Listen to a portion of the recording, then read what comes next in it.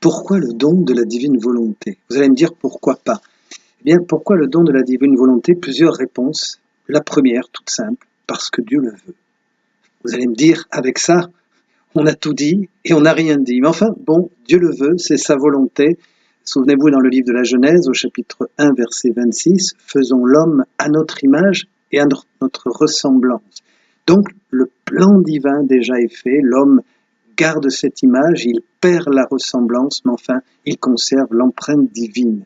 Dieu a voulu créer l'homme à sa ressemblance, il a voulu les donner et il lui a donné à travers Adam ses dons, ses grâces, sa bénédiction, cette marque première, cette empreinte que l'homme va essayer de conserver. Dieu le veut. Ensuite, Jésus, par l'incarnation, parlera clairement qu'il soit un comme toi, le Père, nous sommes un, dira Jésus dans l'évangile de Jean. Dans l'évangile de Matthieu, souvenez-vous, et Luc, dans la prière du Notre Père, Jésus dit « Que ta volonté soit faite sur la terre comme au ciel ». Donc la volonté divine, la divine volonté veut se réaliser, souhaite se réaliser, c'est le désir de Dieu qu'elle se fasse sur la terre. Et le seul être vivant qui va pouvoir la réaliser pleinement et en plénitude, puisqu'il est doté de l'intelligence et de la voix, c'est vraiment l'homme. Donc, première réponse. Ensuite, je dirais que dans la divine volonté, d'après les écrits, que Jésus dit à Louisa, l'homme rend gloire à Dieu. Pourquoi la divine volonté? Bien pour rendre gloire à Dieu, rendre grâce à Dieu. C'est déjà merveilleux de pouvoir être capable de rendre à Dieu ce que nous avons reçu par notre voix, nos gestes, nos pensées. Dans le tome 6, Jésus dit ceci, « Ainsi l'âme, par ses pensées, ses paroles, ses battements de cœur, ses pas, ses actions, toute chose qu'elle fait, elle le fait pour moi. » Effectivement, nous sommes devenus capables de rendre à Dieu ce qui lui appartient. Et il faut bien reconnaître que cette manière de rendre grâce à Dieu nous rend heureux. C'est simple, mais c'est vrai. Cette manière de reconnaître que tout ce que nous avons reçu vient de Dieu et que Dieu en vit, que c'est sa joie, son bonheur et sa grâce, eh bien, ça suscite en nous un don particulier de l'Esprit Saint, qui est le don de la joie. Et c'est vrai que dans ce monde, nous en avons particulièrement besoin. Enfin, pourquoi le don de la divine volonté? Eh bien, et ça c'est intéressant, c'est que aussi Jésus continue son humanité à travers nous. Bien sûr, c'est quelque chose que nous avions compris en théologie, cette manière de poursuivre, de continuer cette grâce de Jésus à travers ce que nous sommes, puisqu'il y a, c'est tout le mystère de l'incarnation. Mais quand on voit bien que la divine volonté habite dans le cœur de l'homme, dès que l'homme se fond dans la divine volonté, puisque la volonté humaine est limitée, la divine volonté est illimitée.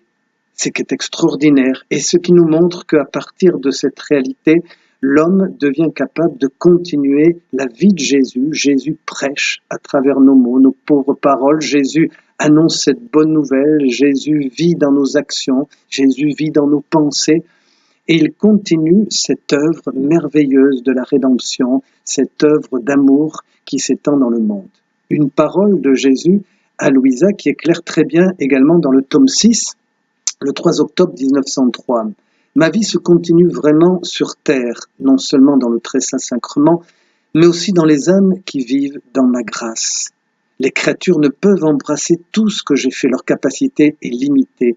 Mais dans telle âme, je continue ma réparation, dans l'autre ma louange, dans l'autre mon action de grâce, dans une autre ma sainteté, la sainteté pour les âmes, et dans d'autres mes souffrances, ainsi de suite. » C'est étonnant de voir à quel point la volonté de Dieu est permanente dans la vie de l'homme, dans notre vie. Donc, nous ouvrir à sa grâce, à son cœur, être attentif, accueillir, connaître ce merveilleux don de la divine volonté, entrer dans ses écrits qui illuminent notre intelligence et notre cœur, et puis accomplir, laisser vraiment le Christ, laisser Jésus vivre en nous, répandre sa bénédiction, sa grâce. Et j'ajouterai également une autre réponse, c'est qu'à travers ce don merveilleux de la divine volonté, puisque nous rendons gloire à Dieu, nous continuons d'étendre la vie de Jésus partout où nous sommes, dans nos pensées. Nous pouvons nous transporter dans différents lieux dans notre cœur pour pouvoir étendre cette miséricorde, cette bénédiction de Dieu.